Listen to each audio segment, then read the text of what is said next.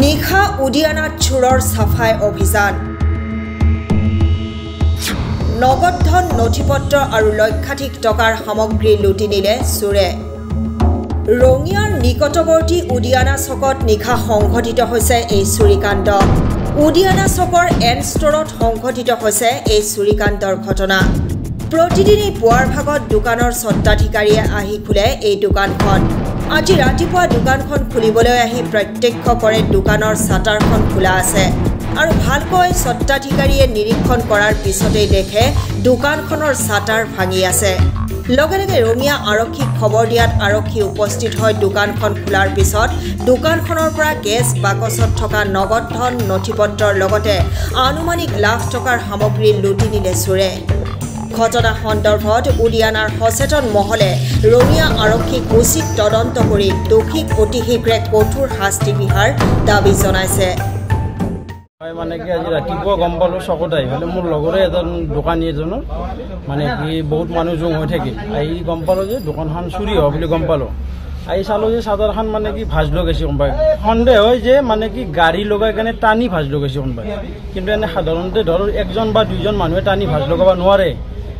চাদৰখন কিন্তু এইটো এতিয়া মানে কি ৰঙিয়া আৰক্ষীক এইটো তদন্ত কৰাৰ কাৰণে আমি দাবী জনালো যাতে এই চোৰবিলাকক ধৰি উচিত শাস্তি দিয়ে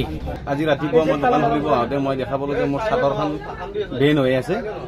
মই ততালিকৈ লগে লগে মই ৰঙিয়া থানা আৰক্ষীক খবৰ দিলোঁ পিছত আৰক্ষীৰ সহযোগত মই দোকানখনৰ ভিতৰত সোমাই দেখিলোঁ যে দোকানখন মোৰ মানে উদং হৈ আছে আৰু গাঁৱলীয়া ভাষাত ক'লে উদং হৈ আছে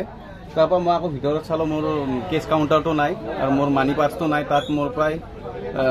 ভালেখিনিও লাগতিয়াল বস্তু আছিল আকৌ মোৰ যোৱাকালি মই মাল আনিছিলোঁ গৌতমৰ দোকানৰ পৰা আৰু মিথুন দাৰ দোকানৰ পৰা তাত প্ৰায় মোৰ 40-50 হাজাৰ টকাৰ মাল আছিল মোৰ সেইখিনিও মোৰ নাই এইটো মানে অনুমানিক মোৰ প্ৰায় 1 লাখ মান টকাৰ মাল লৈ গৈছে আৰু 23,500 মান টকা মোৰ কেছ পইচা আছিল যোৱাকালিৰ বিকৰি আৰু মোৰ মানি পাৰ্চত কিছু পইচা আছিল মোৰ পেন কাৰ্ড আধাৰ কাৰ্ড ATM 3খন আৰু আপোনাৰ মোৰ চেকবুক এটা আৰু একাউণ্টটো মোৰ লৈ গৈছে সন্দেহ বুলি ক'লে এতিয়াতো প্ৰায় মোৰ গাঁৱৰ ল'ৰাকেইটা আমাৰ গাঁৱৰ ল'ৰা মোৰ ওপৰত সন্দেহ নাই হ'লেও কোনোবা বেলেগ হ'ব পাৰে মোৰ অলপ মানে এতিয়া মই সন্দেহ বুলি কাকো সেনেকুৱা সঠিক ক'ব নোৱাৰোঁ আৰু যোৱা ৰাতি আমাৰ উদিয়ানা চকত নচিব আলীৰ দোকানত ডকাইতি কাৰ্য সংঘটিত হয়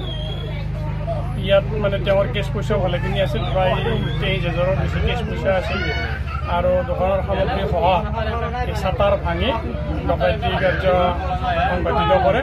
ইয়াৰ আগতো দুখন দোকান এনেকুৱা হৈছে আমি আজি মানে ৰঙিয়া উদিয়ানাবাসী ৰাইজৰ হৈ মই প্ৰশাসনক বিনম্ৰতাৰে অনুৰোধ জনালোঁ যে ট্ৰেফিক যাতে অতি সোনকালে কৰায়ত্ব কৰি উপযুক্ত শাস্তি প্ৰদান কৰে তাৰ কাৰণে মই বিনম্ৰতাৰে অনুৰোধ কৰিম ৰঙিয়াৰ পৰা সৰুখানৰ ৰিপৰ্ট SC নিউজ